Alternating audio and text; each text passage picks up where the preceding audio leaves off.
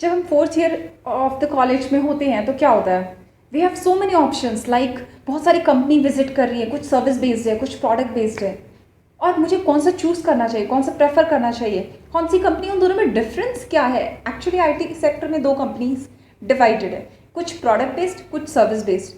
But बहुत लोगों को डिफरेंस नहीं पता है, स्पेशली स्टूडेंट्स को जो अब इस जर्नी में जिनकी जर्नी अब शुरू होने वाली है आईटी सेक्टर में after completion of fourth year. So hello guys, welcome back to my channel. My name is Amita Singh and I have been working in a product based company. I have also worked in a service based company. So today I'm going to share my journey from a service based to a product based. I'm going to talk about three important things in both the companies. पहला, companies का project कैसा होता है, दूसरा पे scale कैसा होता है, और तीसरा which is very important, that is work culture कैसा होता है. So let's talk about one by one. Project. अब जो सर्विस बेस्ड कंपनी में प्रोजेक्ट्स होते हैं वो एक क्लाइंट देता है, यानी कोई एक बहुत बड़ी कंपनी अपने कुछ प्रोडक्ट बनाने को सर्विस बेस्ड को दे देती है, और सर्विस बेस्ड कंपनी वो जो डिसाइड करती है कि ये टेक्नोलॉजीज़ पे ये प्रोजेक्ट बनना चाहिए, और वो सर्विस बेस्ड कंपनी उसी टेक्नोलॉजीज़ पे वो प्रोजेक्ट बनाती है. मतलब जैसा क्लाइंट बोलेगा वो बिल्कुल वैसा ही बनाएंगे, और एम्प्लॉयज़ उसी प्रोजेक्ट पे काम करते हैं. तो प्रोजेक्ट कुड बी गुड, अच्छा भी हो सकता है, और बहुत लो ग्रेड टेक्नोलॉजीज़ भी हो सकती है, कुछ भी हो सकता है. दूसरी चीज़, जो क्लाइंट पैसा देता है बेसिकली उसी से कंपनीज़ का प्रॉफिट होता है, उसी से कंपनी अर्न करती है. मतलब जितना ज़्यादा क्लाइंट के प्रोजेक्ट्स आएंगे उतना ज़्यादा सर्विस बेस्ड कंपनीज़ को फ़ायदा होता है. अब प्रोडक्ट बेस्ड कंपनीज़ में क्या होता है, प्रोडक्ट बेस्ड कंपनीज़ में क्या होता है, उनके खुद के प्रोडक्ट होते हैं. जैसे गूगल के खुद के प्रोडक्ट हैं, अमेज़ॉन के खुद के प्रोडक्ट हैं, वेराइजॉन के खुद के प्रोडक्ट है जिसने 5G लॉन्च किया. सो ये क्या करते हैं, अपने प्रोडक्ट सेल करते हैं. किसको बेचते हैं, कस्टमर को बेचते हैं, और कस्टमर से जो प्रोडक्ट बिकता है उससे ज़्यादा प्रॉफिट होता है, और इसीलिए ये कंपनियां थोड़ी कह दे लेमन टर्म में बहुत अमीर होती हैं.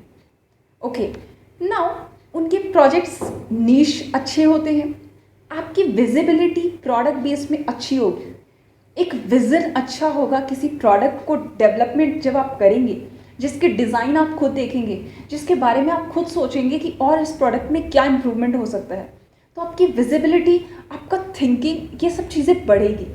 सर्विस बेस्ड में क्या है, अगर क्लाइंट ने बोल दिया ऐसे ये प्रोडक्ट डिज़ाइन करना है, इतनी डेवलपमेंट होनी चाहिए, ये चीज़ है, तो एक सर्विस बेस्ड कंपनी उस एक बाउंड्री लाइन के अंदर काम करती है. जितना इंस्ट्रक्शन दिया जाता है वो उतना ही काम करती है और डेवलपमेंट पे देती है. बेसिकली इनके ज़्यादातर प्रोजेक्ट सर्विस बेस्ड के सपोर्ट के होते हैं.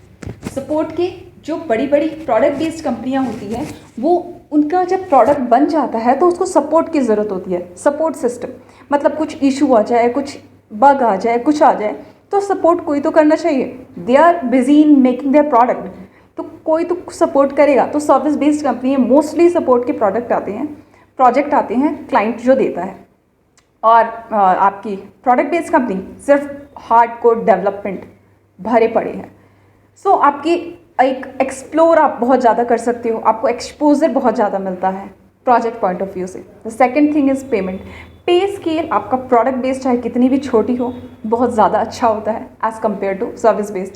सर्विस बेस्ड का इनिशियल पे स्केल 2.5 से शुरू होता है, 3-4 मैक्स इतना देती हैं, और सर्विस प्रोडक्ट बेस्ड का 6 ऑनवर्ड स्टार्ट होता है.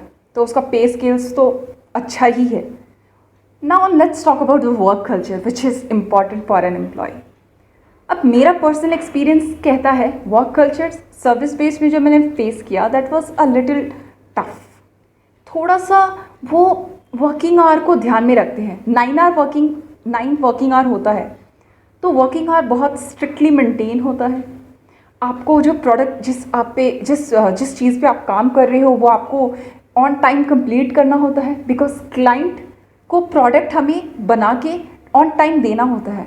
तो वर्किंग आवर थोड़ा सा टफ होता है as compare to product based company, और थोड़ा सा प्रेशराइज किया जाता है एम्प्लॉयज़ को थोड़ा सा, बिकॉज उसके प्रोडक्ट टाइम पे बन जाए ताकि वो आगे फॉरवर्ड कर सके.